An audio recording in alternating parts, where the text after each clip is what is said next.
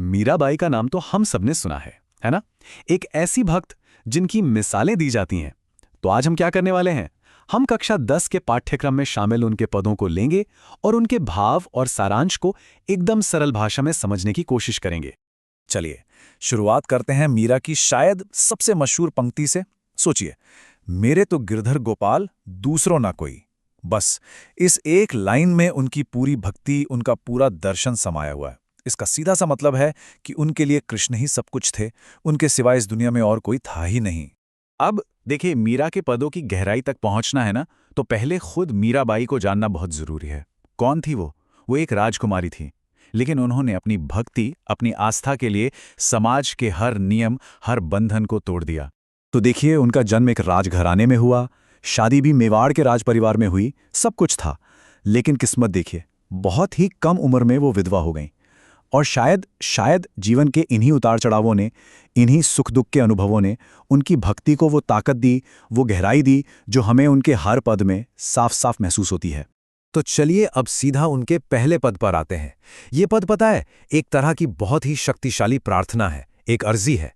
इसमें मीरा कृष्ण को याद दिला रही हैं कि भाई आप तो रक्षक हो, अपने भक्तों के प्रोटेक्टर। पद की पहली लाइन ही देखिए, हरि आप हरो जनरी भीर, मतलब हे प्रभु, आप अपने लोगों की, अपने भक्तों की पीड़ा को दूर करो। यहां मीरा सीधे सीधे कृष्ण से बात कर रही हैं, कोई बीच में नहीं है।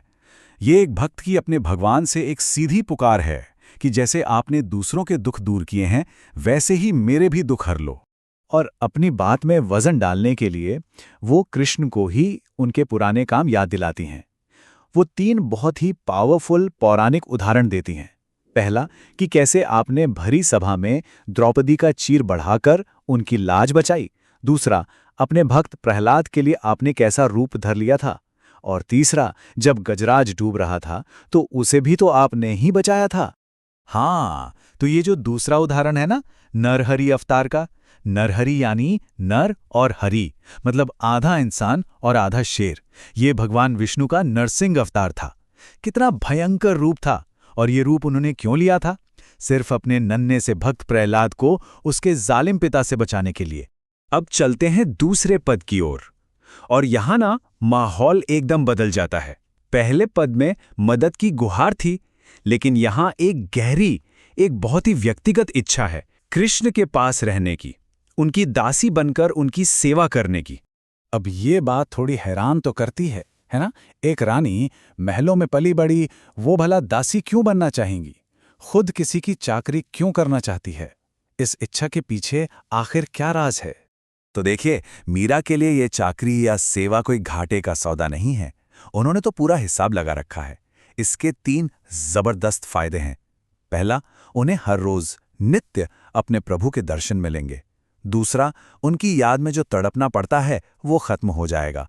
और तीसरा, उनकी जो भाव भक्ति की जागीर है, उनकी असली दौलत, वो तो दिन ब दिन बढ़ती ही जाएगी। और उनकी ये इच्छा और मजबूत हो जाती है जब वो कृष्ण के मनमोहक रूप का वर्णन करती हैं। वो कहती हैं कि उनके सिर पर मोर पंख का मुकुट है, तन पर पीले रंग के वस्त्र हैं और गले में वैजंती फूलों की माला शोभा दे रही है। क्या खूबसूरत तस्वीर है। वो तो वृंदावन में रहने की पूरी कल्पना कर चुकी हैं। सोचती हैं कि वहां ऊंचे ऊंचे महल बनवाएंगी, सुंदर सुंदर बाग लगवाएंगी। और ये सब क्यों? ताकि वो खुद केसरिया रंग की साड़ी पहनकर अपने प्रभु की एक झलक पा सकें। बस यही उनकी दुनिया है। तो ये तो हुई उनके भावों की बात, लेकिन मीरा की महानता सिर्फ उनकी भक्ति में नहीं है।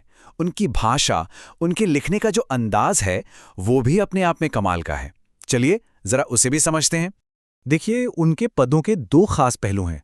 पहला है भाव पक्ष, यानी उनकी भावनाओं की गहराई।